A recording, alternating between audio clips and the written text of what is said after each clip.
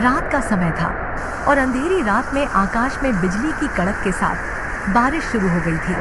आसमान में घने बादल फैल गए थे, जैसे वह किसी बड़े तूफान का इशारा कर रहे हों।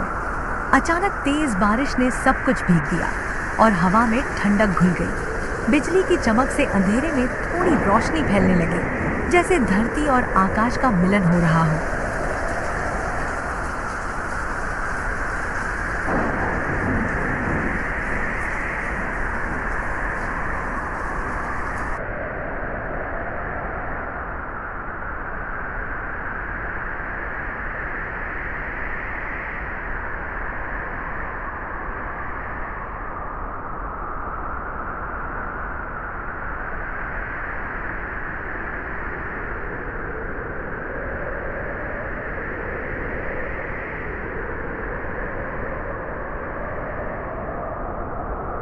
बेटा, जल्दी से लकड़ी दे दो।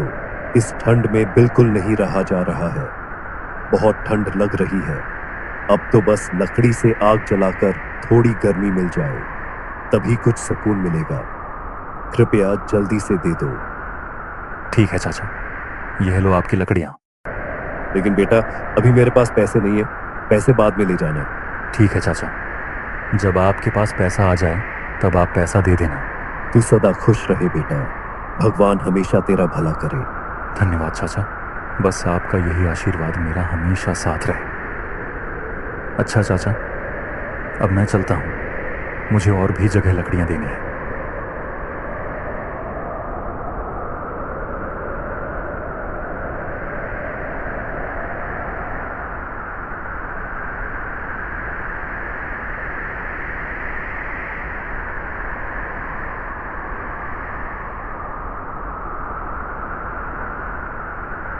अरे वो केदार चाचा, मैं आपके लिए लकड़ियां लाया हूं, आप जल्दी से बाहर आ जाइए। शिबू, आज मुझे थोड़ी ज्यादा लकड़ियां चाहिए, क्योंकि आज लकड़ियां की मुझे बहुत जरूरत है।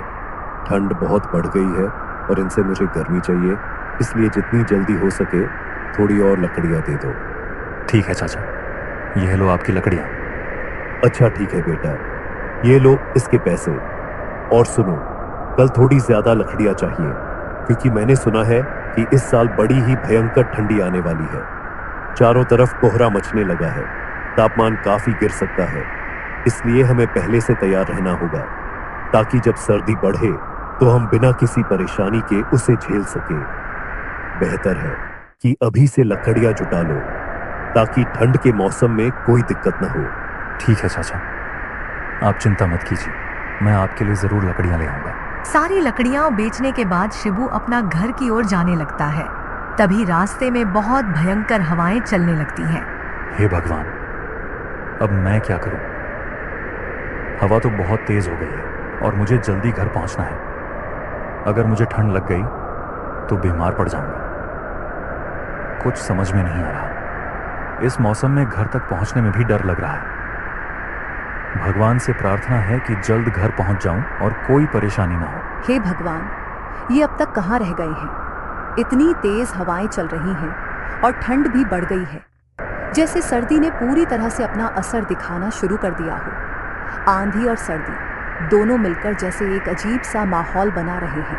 हवा का शोर और सर्दी का एहसास दिल में एक अजीब सी बेचैनी पैदा कर रहे हैं, जैसे कुछ बड़ा होने वाला हो।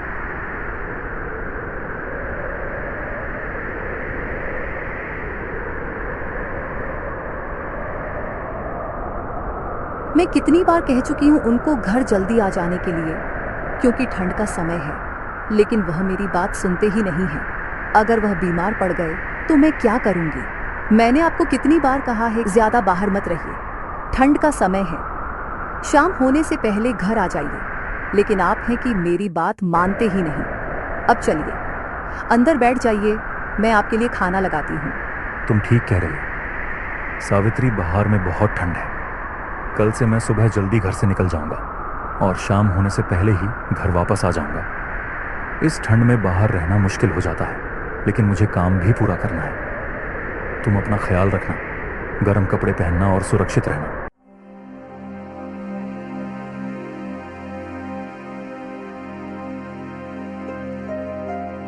सावित्री, ऐसी ठंड है जो पूरी जान लेकर ही हमारा रुकेगी। हमें पूरी तरह तैयार रहना है और इसके लिए हमें घर में बहुत सारी लकड़ी जमा कर लेनी चाहिए। यह ठंड इतनी सख्त है कि जब तक हम पूरी तैयारी नहीं करते तब तक वह हमें राहत नहीं मिलेगी। इस ठंड से बचने के लिए जितनी लकड़ी हो सके उतनी इकट्ठा करना बेहद जरूरी है, ताकि जब सर्दी अपने चरम पर हो तब हम सुरक्षित और गर्म रहें। अब सही बोल रहे हो जी, हमारे पास लकड़ी की कमी नहीं होनी चाहिए और आपको लकड़ी बेचना भी तो है। उस रात शिबू और उसकी पत्नी खाना खाकर सो जाते हैं। ठंड का कहर पूरे गांव में छाया हुआ था। ठंड का यह भयावह रूप कभी नहीं देखा गया था। गांव के लोग अपनी अपनी झोपड़ियों में दुबके हुए थे और कोई भी बाहर निकलने की हिम्मत नहीं कर पा रहा था। हवा इतनी तीव्र थी कि जैसे शरीर को भेदते हुए अंदर तक समा जाती। शिबू और उसकी पत्नी भी कंबल में लिपटे हुए थे, लेकिन फिर भी शरीर में कंपी सी महसूस हो रही थी। सावित्री, कुछ खाने को दे दो ना मुझे, बहुत भूख लगी है। लकड़ी बेचने जाना है, काम खत्म करके जल्दी लौट आऊंगा। अगर जल्दी निकल जाऊं तो शाम से पहले ही घर वापस आ जाऊंगा। हाँ हाँ जी, मैं लाती हूँ। यह लीजिए, अब जल्दी से खाकर निकल जाइए। अच्छा सावित्री, अब मैं निकलता हूँ। शिबू घर से निकल जाता है। हे भगवान, बाहर तो बहुत ठंड है। मैं जल्दी घर से निकल जाता हूँ, फिर भी मुझे शाम से पहले घर वापस आ पाऊंगा। क्या यह संभव होगा? इस ठंड में बाहर रहना इतना मुश्किल हो रहा है, लेकिन काम की मजबूरी है। फिर भी इस कड़क ठंड में मैं उम्मीद करता हूं कि जल्दी घर पहुंच जाऊं और गर्मी में आराम कर सकूं।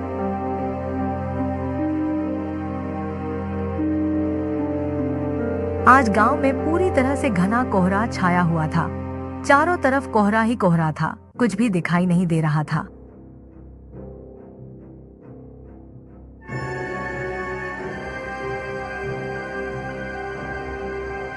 बेटा, लकड़ियां लेने जा रहे हो? सुनो, इस साल बहुत भयंकर ठंड पड़ने वाली है। मौसम विभाग का कहना है कि इस बार ठंड का एक अलग ही रूप देखने को मिलेगा। हाँ भाई, हमें पहले से ही तैयार रहना चाहिए और सुना है कि बारिश की संभावना भी है। ऐसे में अगर हम पहले से तैयार नहीं हुए तो मुश्किल हो सकती है। इसीलिए जरूरी है कि हम खुद को हर हालात के लिए तैयार रखें, ताकि किसी भी स्थिति में हम सही तरीके से निपट सकें। मौसम का पता तो चलता नहीं, लेकिन एहतियात बरतना हमेशा सही होता है। क्या आप सच बोल रहे हो? अगर ऐसा हुआ तो सबसे पहले मेरा ही काम बंद हो जाएगा। अभी मैं जंगल के लिए जल्दी से निकल जाता हूँ। मुझे वहां बहुत सारी लकड़ियां इकट्ठा करनी है। इतना कहकर शिब्बू जंगल की ओर निकल जाता है। जंगल से लकड़ियां काटकर शिब्बू गांव जाकर बेच देता है। गांव में राजू नाम का भी एक लकड़हारा रहता था, जो जंगल से लकड़ियां काटकर गांव में बेचा करता था। राजू बहुत ही लालची था। वह गांव वालों को ऊंचे दामों में लकड़ियां बेचा करता था। राजू ने बहुत सारी लकड़ियां जंगल से काटकर अपने घर में इकट्ठा कर ली थीं। क्या जी, आप इतनी सारी लकड़ियां एकत्र क्यों कर रहे हैं? इसे बेच क्यों नहीं रहे हैं? भाग्यवान, तुम बस देखते रहो। कुछ ही दिनों में गांव में भयंकर बारिश होने वाली है। उस समय गांव की सारी लकड़ियां गीली हो जाएंगी। बस इस मौके का फायदा हमें उठाना है।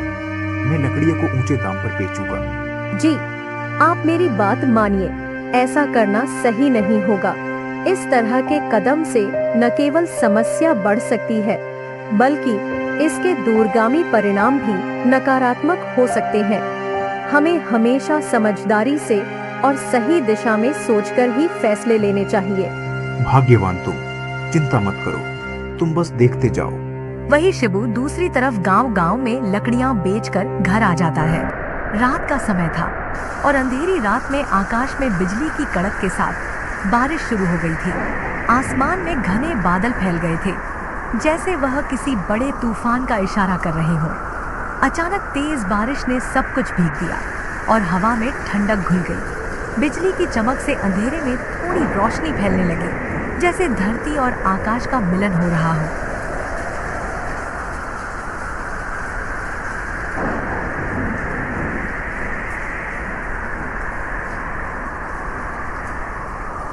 कड़कती बिजली की आवाज से शिबू की आंखें खुल जाती हैं। और उसने दरवाजे के पास जाकर देखता है। हे भगवान, ये तो बहुत जोरदार बारिश हो रही है। आज ही गांव के लोग बातें कर रहे थे कि गांव में कड़कड़ाती ठंड पड़ेगी और भयंकर बारिश भी होगी, पर इतनी जल्दी बारिश हो जाएगी ये मैंने तो सोचा भी नहीं था। अब क्या होगा? जंगल की सारी लकड़ियां तो गीली हो जाएंगी। इससे तो बहुत परेशानी हो सकती है, क्योंकि यह लकड़ियां हमारे लिए बहुत ज़रूरी है। सावित्री, वो सावित्री। जी क्या हुआ? क्यों इतना जोर जोर से चिल्ला रहे हो? ये देखो सावित्री, जोरदार बारिश शुरू हो गई। हाँ, बहुत जोरदार बारिश हो रही है। अचानक ऐसी बारिश कैसे हो गई? इतनी तेज बारिश तो कभी नहीं हुई, और हवा भी कितनी तेज चल रही है। चलिए हम अंदर वाले कमरे में चलते हैं। अगर हम यहाँ ज्यादा देर तक रहे तो ठंड से बीमार पड़ जाएंगे। अब क्या होगा? जंगल की सारी लकड़ियां तो गीली हो जाएंगी। हाँ जी, ये तो है, लेकिन हम क्या कर सकते हैं? सुबह तक देखते हैं। अगर ये बारिश बंद हो गई तो हमें ज्यादा परेशान होने की कोई जरूरत नहीं है, क्योंकि ठंड का ये पहला बारिश है। लकड़ियां अगले दिन तक सूख जाएंगी। ऐसा सोचकर वह दोनों सो जाते हैं। पूरी रात बारिश होती रही। बिजली की गड़गड़ाहट की आवाज सुबह तक सुनाई देती रही। बारिश रुकने का नाम ही नहीं ले रही थी। आकाश में कभी तेज चमकती बिजली ने जैसे आसमान को जगमगा दिया हो। बारिश की बूंदें जैसे रात को और भी सर्द बना रही थी। सावित्री, देख रही हो, सुबह हो गई लेकिन बारिश अभी तक बंद नहीं हुई। अगर ये बारिश बंद नहीं हुई तो मैं लकड़ियां कैसे बेचूंगा? बारिश रात से हो रही है। पूरा गांव बारिश में भीगा हुआ है। ठंडी हवाएं भी तेजी से चल रही हैं और मौसम कुछ बहुत ही खास सा हो गया है। ऐसे में चलिए अंदर वाले कमरे में चलते हैं, जहां आराम और गर्मी का एहसास होगा। बारिश की आवाज और ठंडी हवा के बीच ये जगह हमें सुकून और आराम दे सकती है। दोनों आग जलाकर वहां बैठ जाते हैं। आग की गर्माहट से कमरा थोड़ी गर्म हुआ, लेकिन बारिश की वजह से ठंड और भी बढ़ चुकी थी। लगातार हो रही बारिश ने गांव वालों को परेशानी में डाल दिया था। बारिश का सिलसिला कभी भी थमता हुआ नहीं दिखा। शिबू और उसका पत्नी आग के पास और भी करीब हो जाते हैं, ताकि गर्माहट से थोड़ी राहत मिल सके। हे भगवान, अब हम क्या करेंगे? बस ये आखिरी लकड़ियां ही बची थीं, और अब तो वो भी खत्म हो चुकी है। और तो और बारिश भी रुकने का नाम नहीं ले रही है। सावित्री ने भगवान से प्रार्थना की और भगवान ने सावित्री की बात सुन ली और बारिश बंद हो गई। सावित्री, लगता है भगवान ने तुम्हारी बात सुन ली। बारिश भी रुक गई है। हाँ, बारिश तो बंद हो गई, लेकिन लकड़ियां तो फिर भी नहीं ला पाएंगे। जंगल की लकड़ियां गीली हो गई होंगी। वहीं दूसरी तरफ राजू को जिस मौके की तलाश थी वह आ चुका था। राजू अपना लकड़ी लेकर गांव के तरफ निकल जाता है।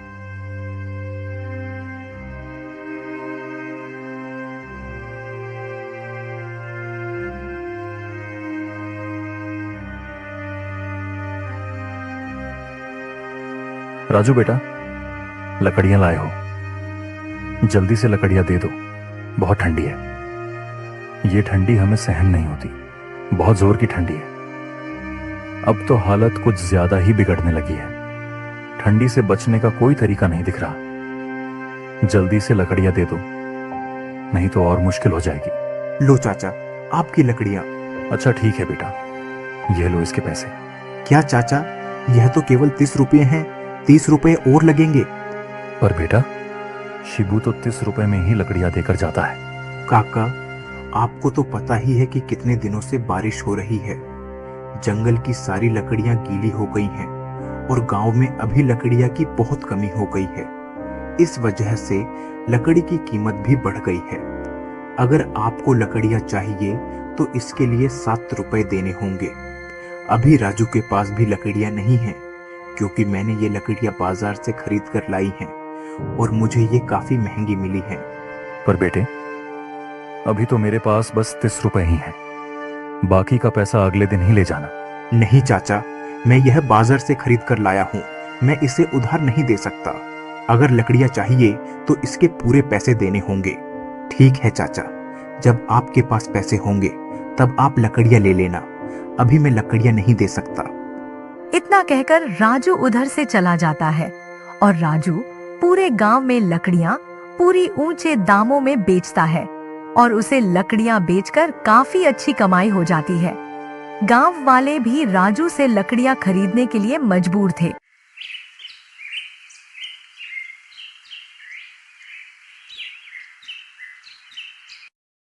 आज शिबू के घर में राशन भी खत्म हो चुका था। सुनिए ना जी, घर में अभी कुछ भी नहीं बचा है, बस थोड़ी सी चावल और दाल बची है। आज एक वक्त का तो हो जाएगा, लेकिन कल से हम क्या करेंगे? कल कुछ ना कुछ व्यवस्था कर लेंगे, तुम चिंता मत करो। सावित्री जाकर खाना बनाने लगती है और वह दोनों खाने के लिए बैठ जाते हैं। दोनों खाने ही वाले थे कि तभी दरवाजे पर एक आवाज आती है। बेटा, कोई है क्या जो इस गरीब की मदद करे? आवाज सुनकर शिबू और उसकी पत्नी बाहर आ जाते हैं। उन्होंने देखा कि ठंड में एक बुढ़िया बाहर खड़ी थी और मदद की गुहार लगा रही थी। अम्मा, आप इतनी ठंड में बाहर क्या कर रही हैं? बेटा, मैं पिछले 2 दिन से भूखी हूँ। मैंने कुछ भी नहीं खाया है। बहुत कमजोरी महसूस हो रही है। मेरी हालत इतनी खराब हो गई है कि मुझे लग रहा है मैं कुछ खाए बिना नहीं रह पाऊंगी। कृपया मुझे कुछ खाने को दे दो, वरना भूख के मारे मैं मर जाऊंगी। ठीक है अम्मा, आप अंदर आइए। शिबू और उसकी पत्नी जो खाना खा रहे थे वह खाना उस बूढ़ी अम्मा को दे देते हैं। बूढ़ी अम्मा खाना चुपचाप खाती हैं और थोड़ी देर बाद बोलती हैं। बेटा, बहुत ठंड लग रही है और शरीर में कंपी हो रही है। अगर हो सके तो कुछ लकड़ियां जला दो ताकि मुझे थोड़ी राहत मिले और ठंड से बच सकूं। माफ करना अम्मा, पर अभी हमारे पास बिल्कुल भी लकड़ियां नहीं बची हैं। थोड़ी सी लकड़ियां थीं जो हमने ये खाना बनाने के लिए इस्तेमाल कर ली हैं। अब जलाने के लिए हमारे पास कुछ भी लकड़ियां नहीं बची हैं। कोई बात नहीं बेटा, कम से कम मेरा पेट तो भर गया। खाना खाकर अम्मा का पेट भर जाता है। धन्यवाद बेटा, मैं काफी दिनों से भूखी थी।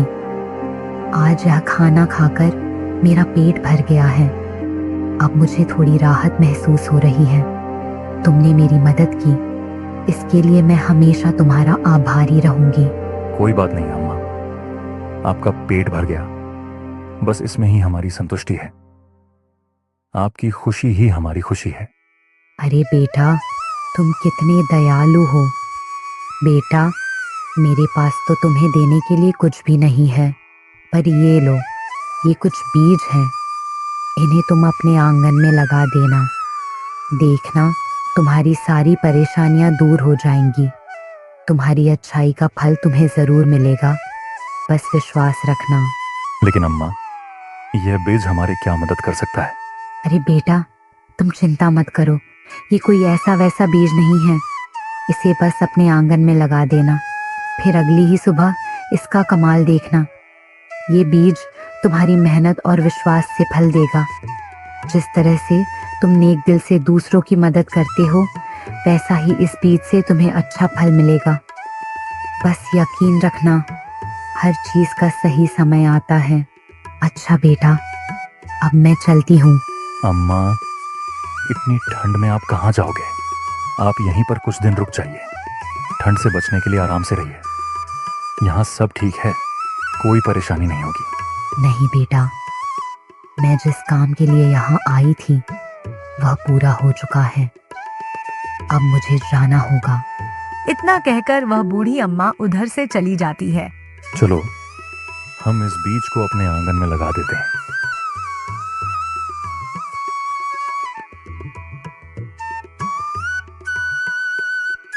शिबू और उसकी पत्नी उस बीज को अपने आंगन में लगा देते हैं। जब सुबह हो जाती है, शिबू की पत्नी उठ जाती है और बाहर आकर जो देखती है वह देखकर हैरान हो जाती है। सुनिए ना जी, शिबू अपनी पत्नी पर बुलाने से आ जाता है और शिबू जो देखता है वह भी पूरी तरह हैरान हो जाता है। शिबू और उसकी पत्नी द्वारा लगाया गया बीज अब पेड़ में बदल चुका था। उसे देखकर शिबू और उसकी पत्नी बहुत खुश हो जाते हैं। अरे, ये तो सच में एक जादुई पेड़ है। सावित्री, अब हमें लकड़ियों की बिल्कुल भी कमी नहीं होगी। वह बूढ़ी अम्मा हमारे लिए यहाँ भगवान के रूप में आई थी। भगवान, आपका लाख लाख धन्यवाद। अब हम एक काम करते हैं, इस पेड़ को हम जल्दी से काट लेते हैं। लकड़ी काटकर शिबू गांव के ओर निकल जाता है।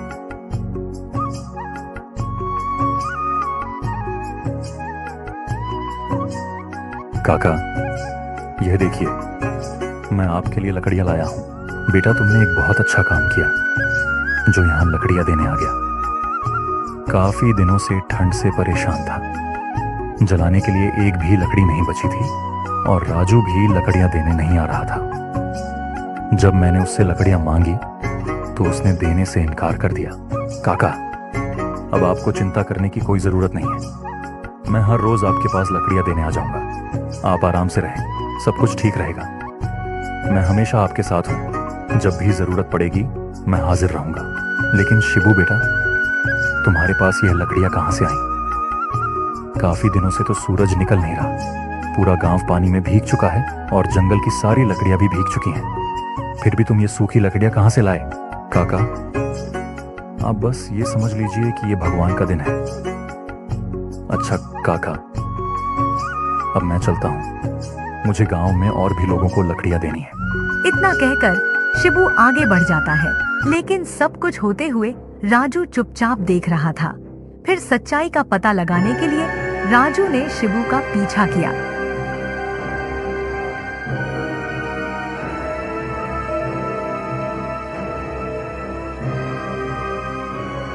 शिबू सारी लकड़ियां देने के बाद अपने घर की तरफ चल पड़ता है। राजू भी धीरे धीरे और चुपके चुपके उसके पीछे पीछे चलता है और शिबू के घर तक पहुंच जाता है। जी आ गए आप। लगता है आज सारी लकड़ियां बिक गई हैं। सावित्री, अब हमें दूसरी जगहों से लकड़ियां लाने की जरूरत नहीं पड़ेगी।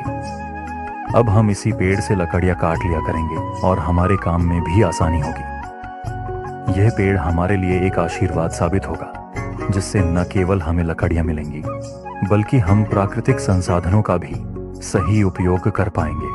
हाँ जी, भला हो उस बूढ़ी अम्मा का जिन्होंने हमारी सारी परेशानियां दूर कर दी। इस पेड़ की लकड़ियां तो कभी खत्म ही नहीं होंगी। अब हम इन लकड़ी को बेचकर अपनी आगे की जिंदगी अच्छे से गुजारेंगे। अच्छा, तो यह जादुई पेड़ है। क्यों ना मैं भी समय से इस पेड़ से अपना फायदा निकलवा लूं। ऐसा सोचकर राजू वहां से चला जाता है। रात के समय राजू शिबू के घर के पास आ जाता है और शिबू के पेड़ को काटने लगता है। फिर वह उस पेड़ को अपने घर ले जाता है। क्या काका लकड़ियां लाए हूँ, लेंगे क्या? राजू, अब मैं तुमसे कभी लकड़ियां नहीं लूंगा। अब मुझे तुम्हारी कोई लकड़ियां नहीं चाहिए। अब मैं लकड़ियां शिबू बेटे से ही लूंगा। तुम यहाँ से जा सकते हो। राजू गांव के और भी लोगों के पास जाता है और अपनी लकड़ियां बेचने की कोशिश करता है, लेकिन कोई भी उसे लकड़ियां खरीदने को तैयार नहीं होता। इसका कारण यह था कि मजबूरी के समय में राजू ने उन लोगों का खूब फायदा उठाया था। वह काफी महंगे दामों पर लकड़ियां बेचकर गांव वालों से अच्छा मुनाफा कमा चुका था। राजू दुखी मन से अपने घर की ओर चला आता है। अब राजू को सबक मिल चुका था।